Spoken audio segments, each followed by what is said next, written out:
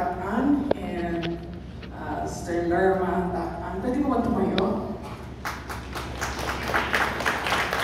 Ayun.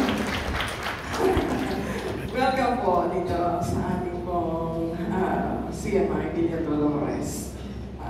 Kung hindi nyo natatanong, dapat minsan tinatanong nyo. Marunong tingnan mo mag-bass. Yan ang aking pinag-aralan na instrumento sa IBS. Pero hindi ko na po alam gawin yan. Very soon, very soon, meron po tayong tatawagin natin Christmas Vintage Market. Kung kayo po ay meron mga products na gusto nyo na aming i-feature. Ito po ay magiging fundraising for our foreign missions. Christmas Vintage Market, we will announce yan po ay sometime in December.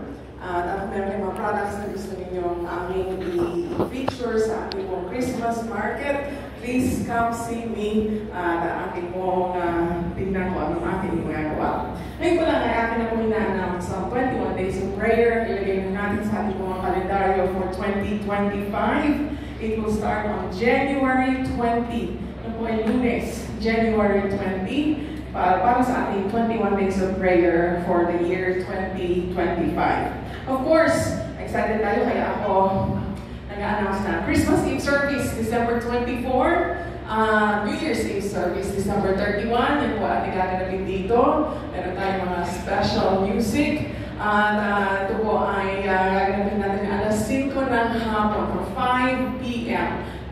Christmas Eve and New Year's Eve.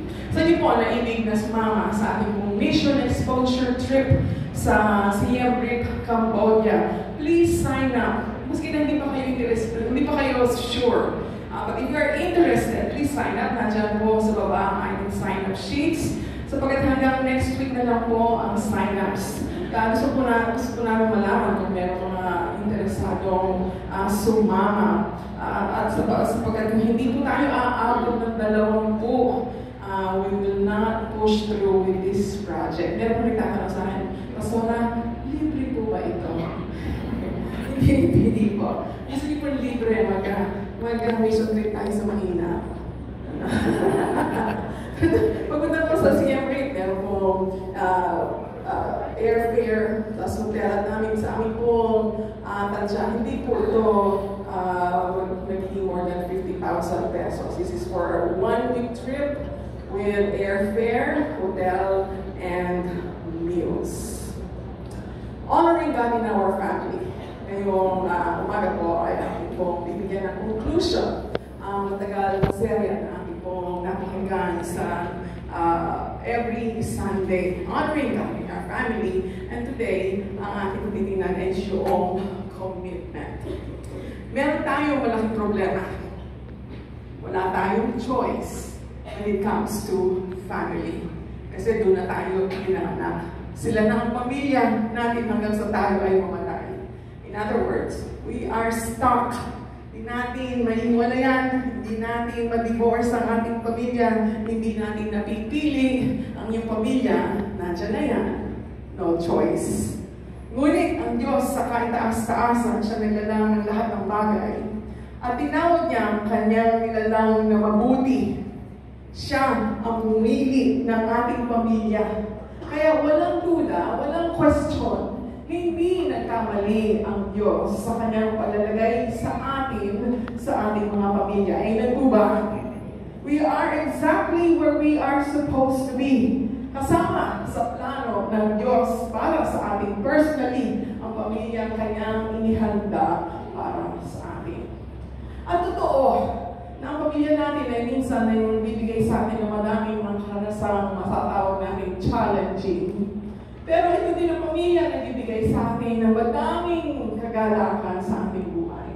We experience the highest of highs and the lowest of lows. Sila ang mga pinakamalalapit sa atin. They know us more than a lot of people. Alam nila yung ating magagandang ugali at yung mga ugali kailangan pang pagbutihan. Sa kabila na minsan ay dumadaan tayo sa problema sa ating pamilya. Ang ating pamilya, silang lahat ay malaking pagpapala sa atin. Amen po. Lingunin naman ninyo ang mga kataling mga pamilya ninyo. At At sabihin ninyo, I'm so blessed. You are my family. Kaya nga sa araw na ito, we thank God for our family. And we want to honor God in our family. Ang ating pagtitingnan ay makikita sa Joshua 24:15, isang napakapamilyar, isang very well-loved verse. Joshua 24:15, as for me and my house, we will serve the Lord. Isang salita, conclusion. Sa lahat ng mga mensahe ating narinig, isang salita, conclusion, sa verse na ating binasa, as for me and my house, we will serve the Lord. At ang salitang yan ay commitment. Yung buong pag-iisip, yung buong pangakuan, yung buong pagmamahal, at buong katiyakan. Commitment is the assurance that this family will stay together, value each other for a lifetime, no matter what. Anong problema ang dumating, anong problema ang haharapin, sama-sama natin haharapin yan, at itataga natin sa bato ngayon. I am committed to you, no matter what. Whatever problems we face them together. Whatever challenges we face, hindi magiging pangkuan ng mga pamilya ngayong umaga. Whatever challenges we face, we will face them together. Una-una po, ay ibig pong bagitin muna ang tungkol sa commitment natin sa ating mga anak. Paano natin may papakita sa ating mga anak na committed tayo sa kanila? Una-una is by letting them know that they are a blessing, not a burden. Na maipakita natin at kanilang madama na sila ay blessing at hindi sila pabigat. So many children today feel unwanted. Feeling nila pabigat sila sa kanilang magulang at sa kanilang pamilya. But listen, kahit ano pa ang marinig mong mga kwento sa iyong magulang o sa iyong pamilya, there are no accidents. Minsan kasi sinasabi nila, aksidente ka lang. Minsan sinasabi natin, hindi ka namin na-expect. Kala namin wala na kami, hindi na kami nag-anak, sa atin tinadyan ka. There are no accidents, there are no mistakes, and there are no surprises when it comes to God. Lahat ay nilalang ng Diyos. Ang lahat ay binigyan ng buhay isang ayon sa kanyang layunin. Dapat alam ng ating mga anak yan that they are a blessing and not a burden. Amen po ba mga anak? Ay lahat naman ni anak that we are a blessing. We are not a burden to our family. Ang pangalawa, paano natin may papakita sa ating mga anak na committed tayo sa kanila? Ang pangalawa ay by letting them know that they are loved unconditionally. That they are loved unconditionally. Na malaman nila, maranasan nila ang pagmamahal natin na unconditional, walang kondisyon. Alam niyo sa mundong ito, ngayon, masyado tayo achievement-oriented. No? Dapat number one, dapat first honor, dapat gawin the best. Ang nagiging katubas tuloy noon, yung halaga ng isang tao ay sinusukat lamang sa mga gawa niya at sa gaanong kahusay ang gawa.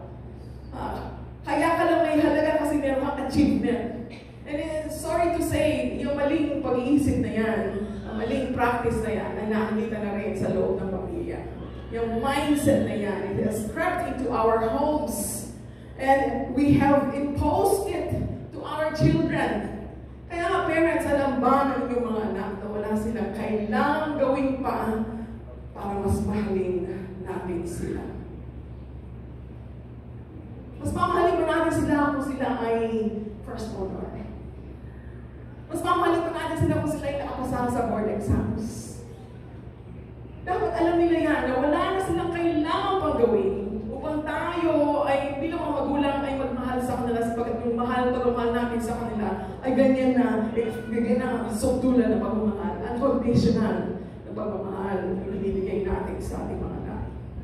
That they are already loved with an immeasurable love. Na hindi nila kailangan pang mas sila. Hindi nila kailangan na mas mahusay pa sila sa eskwela, na mas mataas pa ang kanilang mga grades upang mahalin natin sila. Parents, do they know that? Kasi minsan masyado yung emphasis natin sa kanilang mga schoolwork na na-stress ang ating mga anak, na-pressure ang ating mga anak. Do they know that you love them unconditionally? Do they know that they are accepted? Do they know that they are valued? And they are loved with an unconditional love? Alam niyo, kung gusto niyo mapalayo sa inyo ang inyong mga anak, make them work for your love. Yung bang love, pinagtatrabahuhan ba yan? No, right? It is freely given. Amen po ba? Hindi mo kailangan magtrabaho ng sa ganun ikaw yung mas mahalin ng iyong mga magulang. Nothing will alienate a child more than making them work for something that they should be given freely. Love, acceptance, and self-worth. They should be freely given. Hindi yan mga rewards. Ako ba'y naririnig na lahat? Sige, Junior.